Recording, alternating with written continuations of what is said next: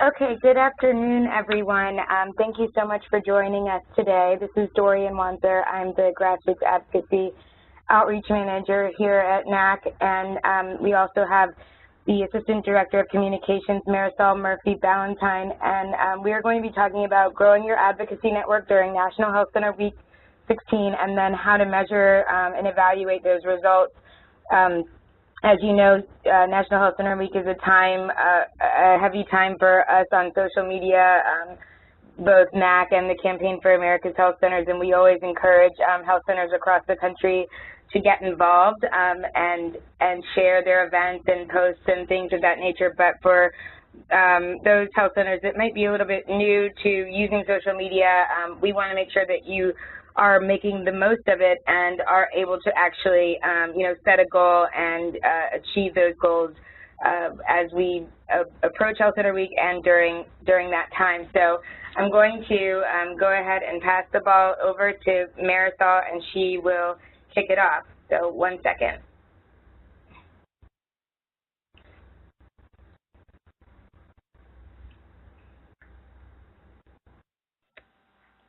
Hi, everybody. I hope everybody's doing well today. Thank you for joining us for this webinar on growing your advocacy network during National Health Center Week and measuring the results. This is a big topic, so I'm going to try to get through it. I know it's lots of information, but our contact information is also at the end of this slide presentation, and so you can contact us if you have a lot more questions that we may not get to. So I'm going to go ahead and get started and talk a little bit about using social media for advocacy. And if you were in our last webinar, we sort of touched on this stuff as well. It's a really helpful tool for galvanizing your supporters to take action. It's low cost, broad reach. You can share things instantaneously. And there's always opportunities out there that you can take advantage of in social media. So, it allows you to connect with people first and then inform them and then mobilize them around your issue or your cause. And so it should always be integrated into your advocacy communication efforts. So there are 4 things that you need to use social media for advocacy. One is focus. What's your organization's goal, and what would make a real impact? And then you also need to grab attention. So social media is a really great way to be unique. And you have to remember that it's also a very crowded space with lots of messages. People's feeds are constantly changing. So you need to get out there and be unique and use messaging and images that convey what makes you special and what you offer locally. So you need to think locally. And then you need to engage, show people their connection to your goals. Why are they needed? Why is their voice so important? And then take action. Empower others by telling them exactly what you want them to do and enabling them with the right tools.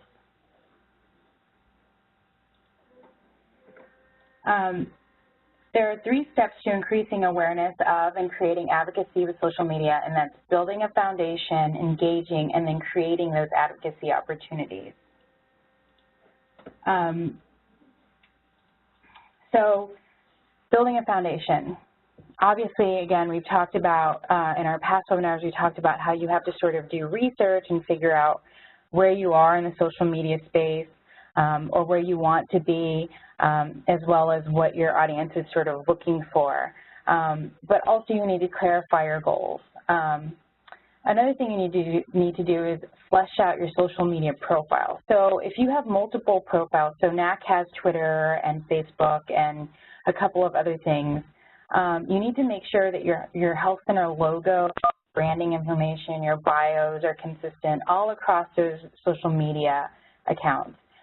So that everybody hears the same information. So if they're not on Facebook, maybe they're on Twitter, they're still getting the same information. Now, sometimes there's issues with how much space you have exactly for a bio. So for instance, Instagram only lets you have about a sentence for a bio.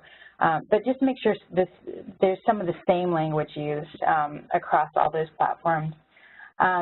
You also need to decide which social networks you're going to spend the most time on, and this is going to depend on capacity and also your established audiences.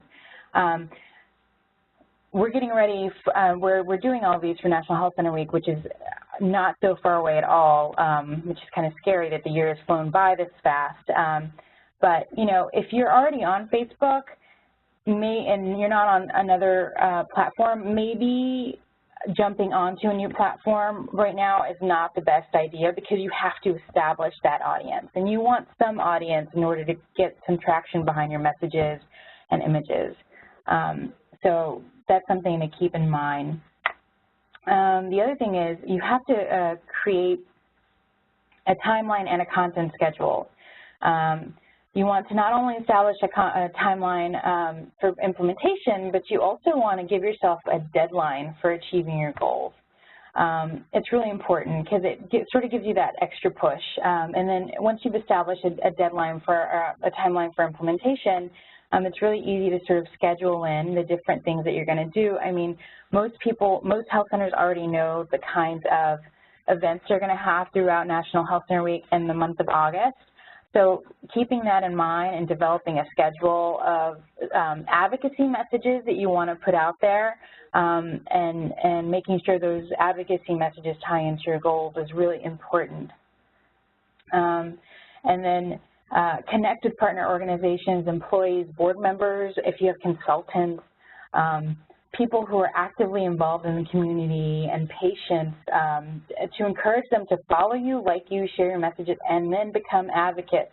Remind them that you are all in this together. It really does take a village. Your community health center is a really important part of that village. So you have to remind them why you're an important part of that village, and remind them why their voice, their advocacy efforts are so important to what you do, and making sure that you can keep contributing to the community. I often say sometimes it's important to show people the what ifs. So what happens if your health center is not around anymore? What happens if, you know, you lose funding? What happens if you don't get the kind of support? What happens to your community and these people, you know, your neighbors and all of that, and your neighborhood? You know, health centers make such a huge impact on the communities that they're in, that the loss of one or loss of funding is really a great loss. So show them that picture. Establish what you're going to track, and, you know, are you going to track? Are you going to track the number of advocates you sign up? The amount of petition signatures you get, things like that. You want to be able to show, once you're done with all of this, that you've achieved your goals, and then that'll also help you learn for next year, and whenever you're recruiting advocates, what worked, what messages didn't work, and better refine your strategies. So I love this graphic. This is actually a really cool one. It's a good way to think about your goal setting. So you want to think smart when you're thinking about your goals. You want to be really specific. What are you trying to achieve? And then you want to make sure it's measurable. How are you going to know that you've achieved those KPIs and those goals, those key performance indicators? What are you going to use? And then you want it to be attainable. Is it within your reach? You want goals that you can actually get to, that, you know, you want sort of the low-hanging fruit. You don't want to aim so high that by the end of it you're so exhausted and you feel like you haven't done what you needed to do. You know, you want to make sure that it's reasonable and can be attained with reasonable expectations. Be relevant. The goal aligned with your organization's goals, what's happening in your community, and what you're working on now. The more relevant it is, the more likely it is that your messages are going to resonate with the people you want to reach, those people who are advocates. And time-based. Like I said, when do you want to achieve your goal? What's your timeline? What are you setting for yourself? I think it's really important to understand that there's a difference between your influencers in your community and the people who are advocates. People who are advocates are the people who are going to be really passionate and really stand up for your cause, and those are the people you really want to get, because you want, you know, in social media, it's not just about liking and following. It's about those people who are going to take actions and sign those petitions and contact their representatives and be there when you need them to make their voice heard. And so those are the people you really, really want to attract. And so it's great to have influencers, but also keep in mind that your advocates are really those people you want. Engage. So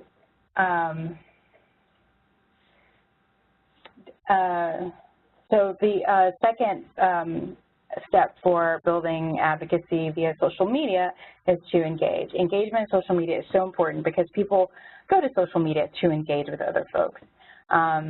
So when you create content to reach prospective advocates, you need to think about what they'll find most interesting. Again, keep it local to them. Tell them why community health centers, and specifically your community health center, is important to them and the community they live in. Make them feel like they're part of the team and show them why their voice counts and is necessary. I can't stress that enough. Create content using images. Keep in mind that images always win over text. People love a good image, whether it's a baby, a nurse, a doctor, a whole community together. Sometimes it can be even abstract, but they love images because they're so easy to share. So create content using images and simple language that inspires conversation and creates opportunities for people to engage. Consider what your patients and others have responded to in the past. So if you already have social media, look at look at the back end of like Facebook and Twitter and see what images and what messages have resonated with your audiences, and keep growing on those, and forget about the stuff that maybe didn't work as well. Maybe it's, you know, it could be something as simple as showing them a snippet of the day in the life of your health center, making it a series, and showing them, you know, through that snippet of the day in the life of a health center, how valuable your health center is to the community. Maybe it's talking about the economic benefits of your health center to the community or the impact on a specific patient. And then another way to create content that I think sometimes we forget about is to piggyback off an issue that's already in the news that impacts your health center or your community's health, or some other topic you can relate to. So for example, the New York Times this week, or maybe late last week, had an article about food banks and nutrition and how food banks are sort of checking themselves because they realize that they're part of the issue when it comes to bad nutrition, particularly for folks who have diabetes, because in the past it was thought, you know, we have this food in the food banks, people are hungry, they need food, let's just give this to them, regardless of what it was, whether it was chips, it was a whole 2-liter of Coke, whatever. But now food banks are starting to think a little more strategically and giving patients who have, or people who have diabetes or other chronic diseases, the opportunity to get dibs on healthier foods. And so that's something that a health center could easily piggyback off of.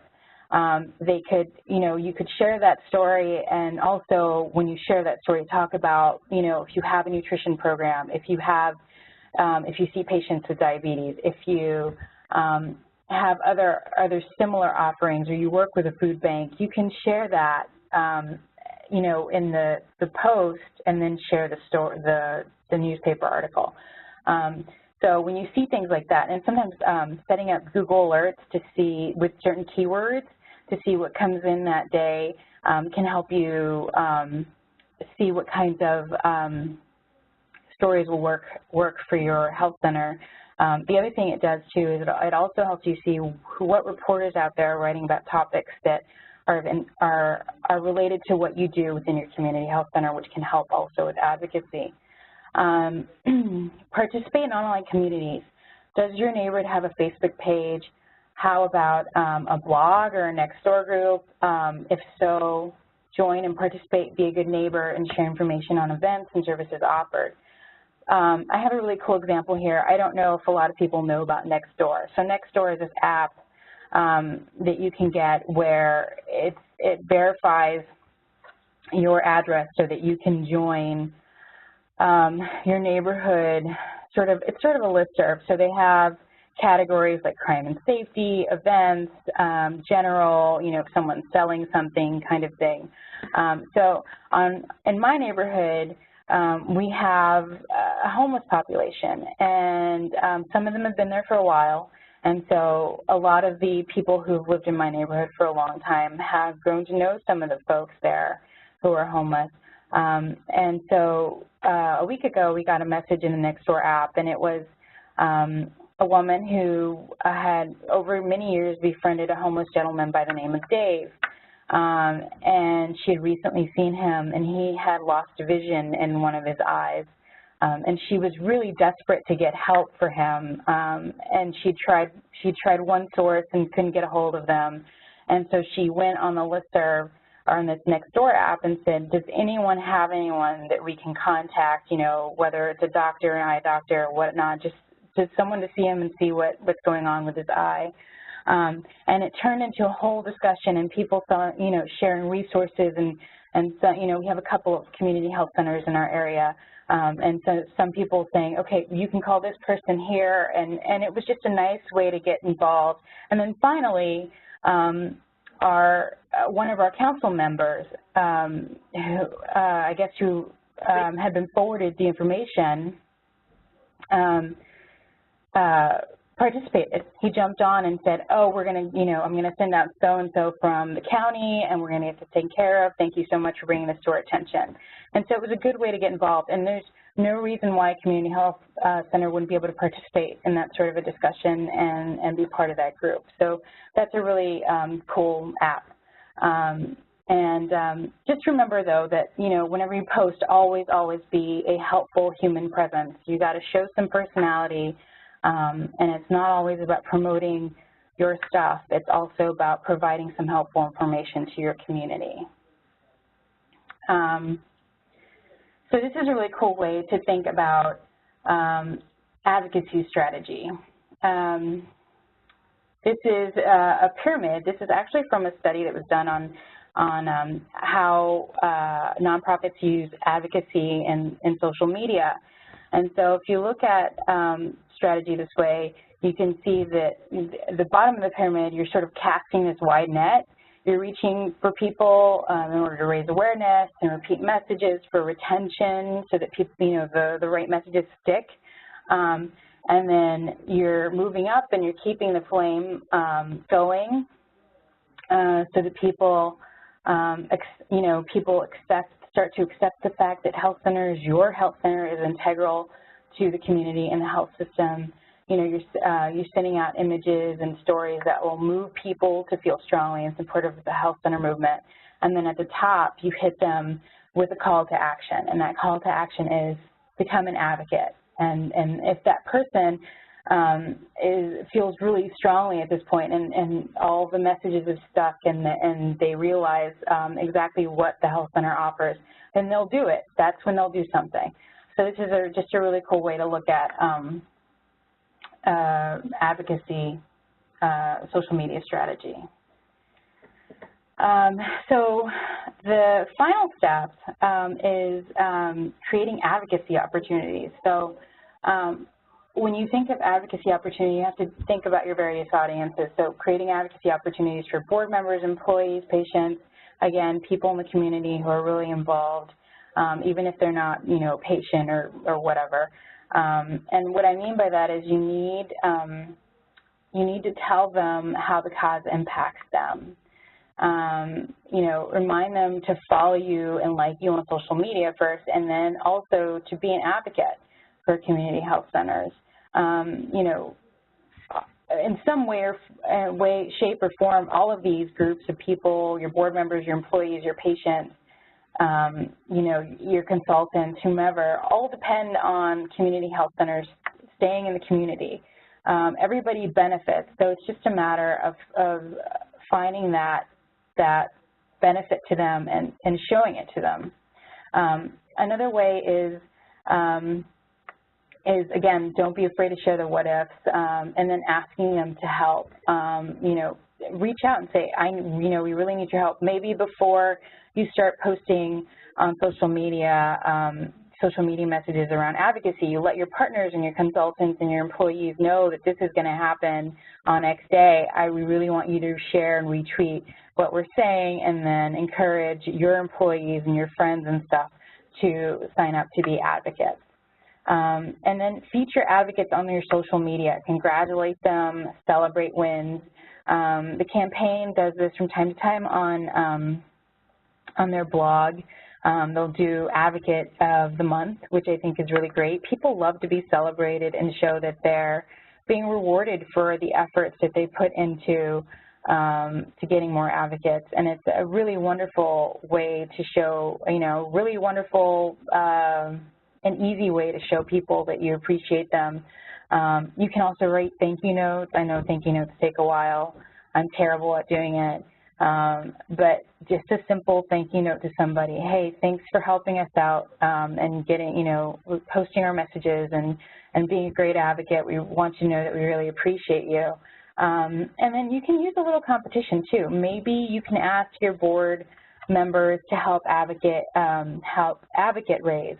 So, you give them a goal and you say, or whoever raises the most gets a Starbucks card or something, and make it a little competition, and you can track it and then maybe blog about it or post on Facebook and say, this board member recruited the most advocates. It's really just showing them that you appreciate what they do and sharing their story. So I wanted to talk a little bit about some advocacy opportunities. As I mentioned before, the campaign has a lot of great, they do a lot of great stuff in giving people the opportunity to become advocates. And Dorian, I don't know if you wanted to jump in here and talk a little bit about the next two slides. Sure. Hold on one second. Sorry, I hope everybody can hear me. Yeah, so as many of you who are joined on the call today know, we have launched our challenge, 100K in 100 days, and the purpose of the challenge is to reach 100,000 advocates by the end of August, which was roughly 100 days from May when the challenge was launched. So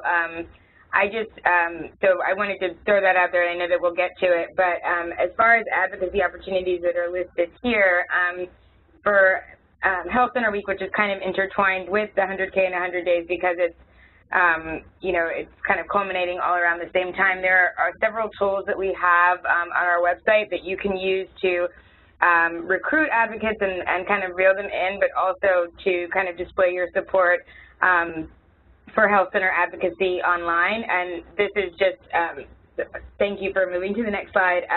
This is an example of the link that when you click on, you'll be taken to the screen if you wish to sign up or if you're encouraging others to sign up. And then we also have shouted out Arizona Alliance for CHCs has been really great. They've kind of created some of their own materials around 100K in 100 days, but they also used our Twibbon, which is on the right side of the screen with the two profile pictures. It's another way that you can amass support, but I mean, it doesn't have to just be for 100K in 100 days. We would love for everybody to participate in that, but if you have something specific at your health center, it's just something to think about. I know last year, California Health Plus during Health Center Week had a really great campaign that was similar, and they had a profile badge or a filter that could be added to all of their advocates' profile pictures. So it's a good way to kind of stand as a united front and get people engaged and have some fun with it. So just keep that in mind. And then as far as National Health Center Week goes, we have, and Marisol, I don't know if you just want to hop back to that other slide, but as far as getting people involved in advocacy, you can let them, depending on how you do the events at your health center, you can see in the top right-hand side of the page, we have an online form where you can send a letter directly to your elected officials, letting them know that it's Health Center Week and inviting them to events. And then Also, on the left side, you can see the list of social media tools we have. Many of you have downloaded and used the cover photos and Facebook photos that have the National Health Center Week poster. And then additionally, we have some sample posts and things like that. If you are having an event at your health center, if you look in the middle of the screen, it's a good idea, even if you posted your event on our website and shared it maybe on your own website, if you have a Facebook page, to be sure to put that event there as well, because a lot of people, that's their form of getting information and registering for events. So just make sure that, if you're putting stuff out there, it's going to be in multiple places. But I definitely do want to make the plug for 100K in 100 days. I'm sure everyone that's on the phone is already an advocate, but if you know somebody who is a health center supporter and is not involved, you can send them the link, sign them up manually, give their information to me, whatever you want. But this is really a goal we're trying to achieve, as we bolster our network. So, thank you. And just before we move into more of the measurement part, I just wanted to quickly add something. I know I've talked about employees, but they really are a good starting point for getting advocates and getting these messages out there. They're really important to include. I mean, word of mouth is really how you can sell the community health center movement and your health center. People trust word of mouth more than anything else. They particularly trust them more from advocates and people who are within the space. Influencers are great, again, but there's always sort of this mistrust because you never know why they're doing it. Are they advertising, or are they doing it because they're advertising? What are they getting out of it? In the public space, that's sort of the perception. Again, influencers have so many followers, but how trustworthy are they? Just a quick example, so I know these are big organizations, but for instance, IBM has 500 thought leaders, and they call them IBM Voices, and this is their advocacy program. And what they do is they use these folks to sort of centralize and promote their social presence and the messages they want to get out there. Cisco, also a big company, I understand, but there's no reason why you couldn't do this on a smaller level, has advocates, and they're given, when they become an advocate, they're given guidelines and support, so the tools that they need to amplify the company's message and get the word out about products and services and anything that's important to that company. Sprint has a company advocacy program. They call them the Sprint Ninjas, which I think is pretty funny. They've set a goal. They have about 2,000 right now who are part of it, but they've set a goal for having at least 8,000 advocates at least. And like I said, these are big companies, so they might have more resources, but there isn't you could probably scale that down and get your employees actively involved in helping you, first becoming your advocates, but also helping you advocate raise. So I wanted to add that because that's really important. The other thing, too, is when you're using social media, don't be afraid to create a curiosity gap with your audience. So, for instance, if you want to, Facebook has they have the action button now on your page. I'm not sure if you have a Facebook, I don't know if you've noticed it, but in that action page, you can select from a drop-down menu of different actions. Right now, I think NAC says sign up, and it links to advocates to the Campaign for America's Health Center. So you can create a graph of your profile,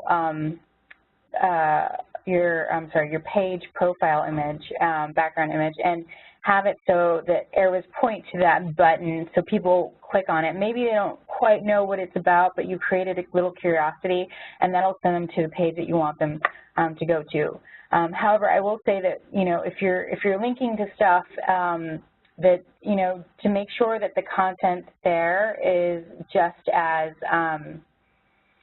just as unique and just as attention-grabbing as your, your social media posts and things like that, because you don't want people to get there and then think, oh, this is not what I thought I would, I'm not as interested. You want to keep them interested and keep them there and have them complete that action of signing up. So that's really important. And also, I do see that in our queue here that we had a comment from Rebecca Shaw, and she was commenting in reference to Nextdoor comments that there are multiple Facebook garage sale sites in Lorain County for community members to have easier access to resources and awareness for services. So again, Facebook has different places where you can find community resources in your counties. Twitter might even have a feed that's related to your city or your town where you can ask to share information as well. So you should look into those when you're trying to advocate raise. So moving on, we're going to be talking a little bit about measuring the results. Again, it's great to have likes and followers, but what you really want is action. So when you're thinking about measuring your efforts, you should think about it in this way. Your goal. So let's say I want to increase advocate signups via our Facebook action buttons by 10%. And then what's the action you want folks to take? What is the call to action? Click the sign up button, the sign up action button on Facebook. So your metric is going to be the number of action button clicks, which Facebook gives you, or you could do also the traffic to the advocacy page from the Facebook website and see if that's increased. And that's just sort of, so you want to think goal, then the action, and the metric. You could even say goal and then have a key message in there, and then a call to action, and then your metrics, and then a result column as well.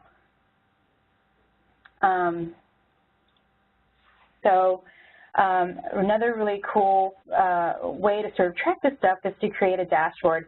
These are different dashboards.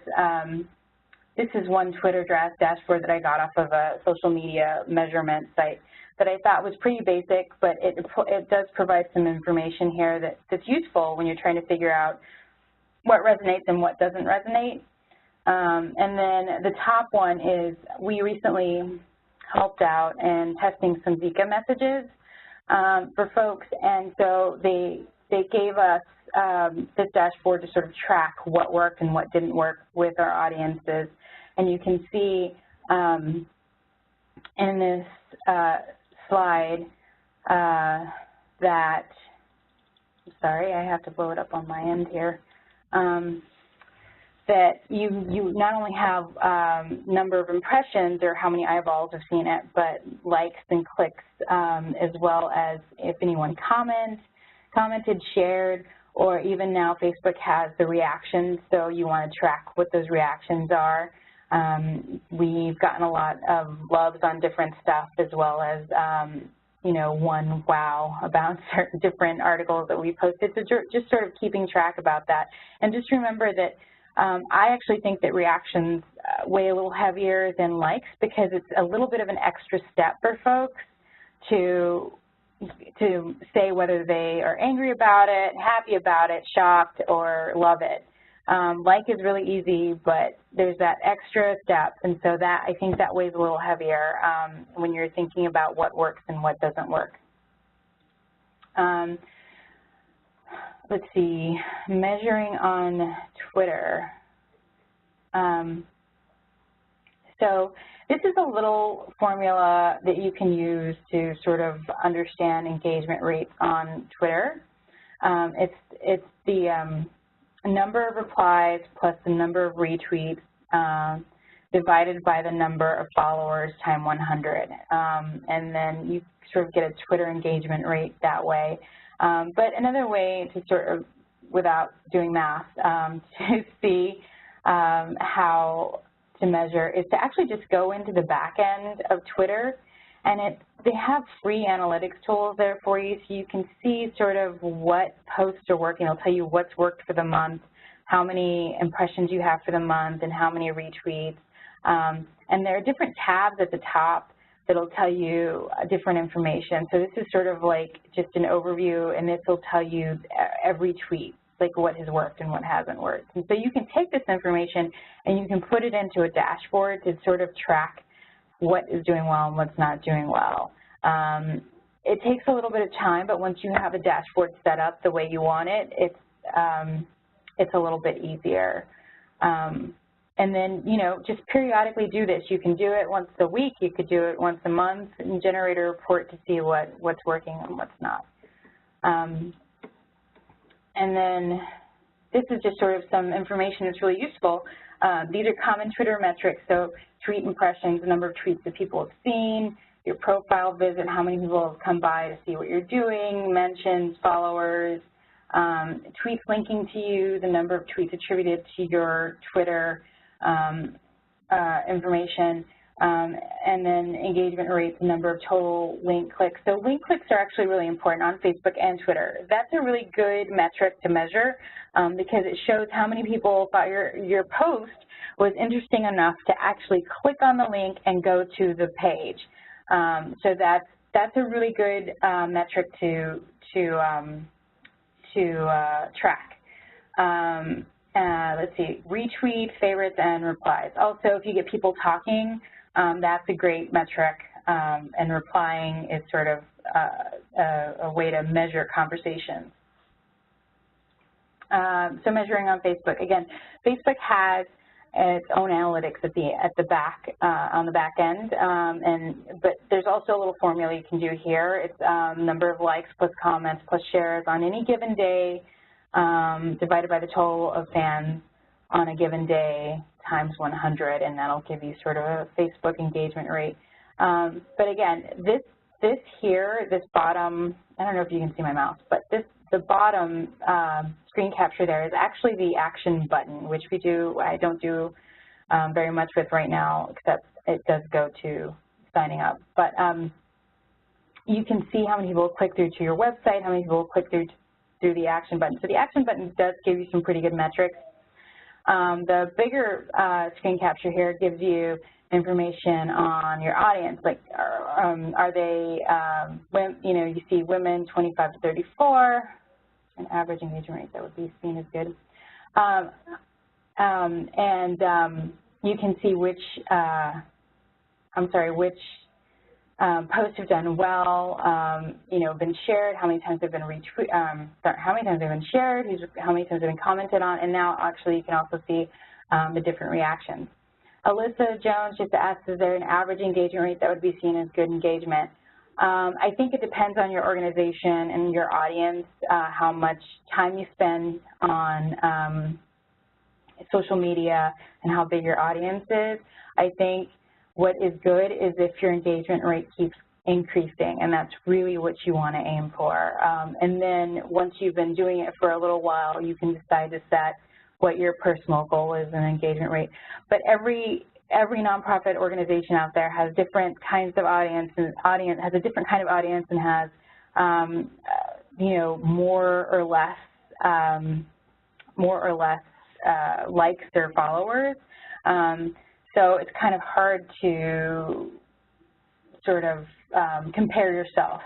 Although if you want to, I guess you could look at organizations that are about the same size as yours and do the same work that you do, or in similar communities, and see how many likes they have and what kind of information they're sharing and how well it's doing, to see if your engagement rate is on track with theirs, and sort of figure out an average.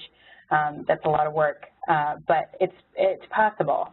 But I think it's a very individual sort of thing. As long as you keep going up, though, that's great. So here's some common Facebook metrics. Obviously, the page likes. So page likes are kind of a vanity metric. It's nice to have page likes, but again, page likes doesn't necessarily give you action. So you want a little more than that. You want the engagement. You want to know that people have clicked through your links to read what you've posted.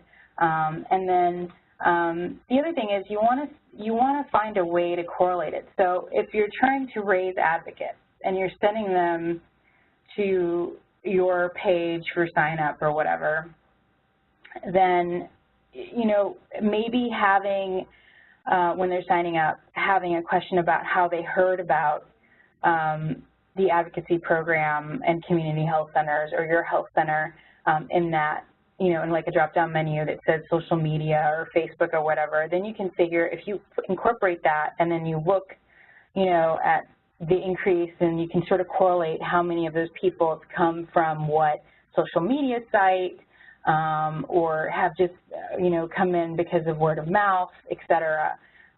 So that's really a nice way to kind of put everything together, correlate everything and put everything together and show that, yes, social media works for advocacy and for, you know, maybe getting more business, et cetera. Again, click through, getting people to comment and have conversations on your page is really a great way to also track Facebook messages, and metrics, sorry.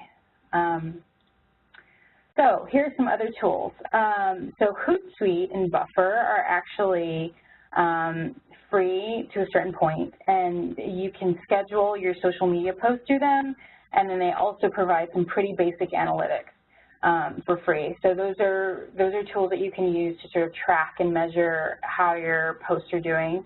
And then there's Bitly. Bitly also tracks links and click-throughs.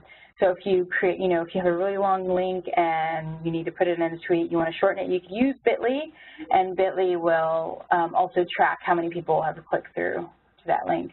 I put Community Toolbox in here because they actually have a whole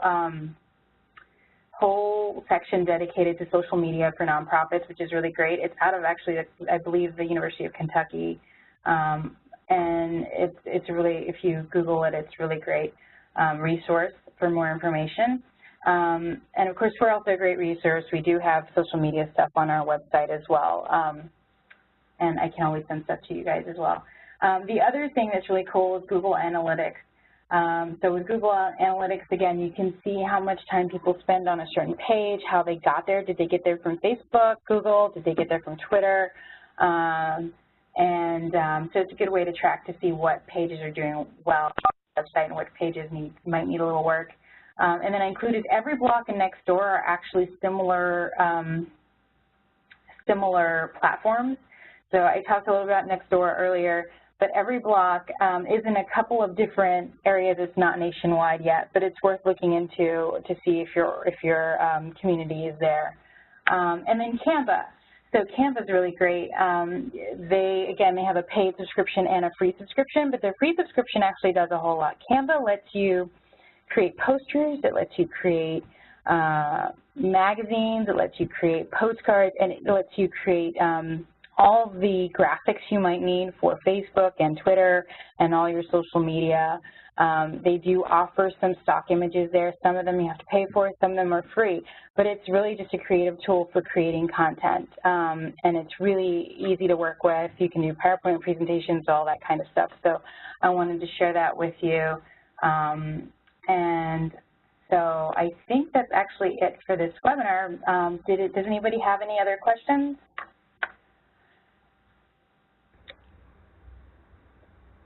If you have questions, please feel free to put them in the chat box.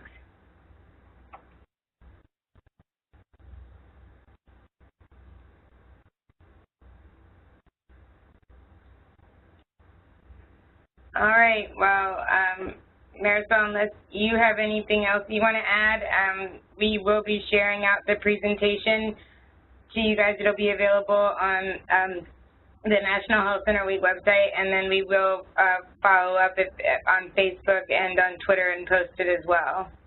The webinar recording and the slides. So. I just have one more thing. If you guys have, you know, if there's some sort of social media information that you're looking for that you just haven't found on our website and you don't know where to get it from, feel free to email me, send me a message. I'm always looking to add to our tools and make sure that we stay on top of the different demands of social media. So just feel free to email me and I will see what I can do. All right. Alrighty. Well, thank you everyone for joining us today. And again, if you do end up having questions, please feel free to reach out to us directly, and we will let you know when our next webinar is. So thank you. Thank you.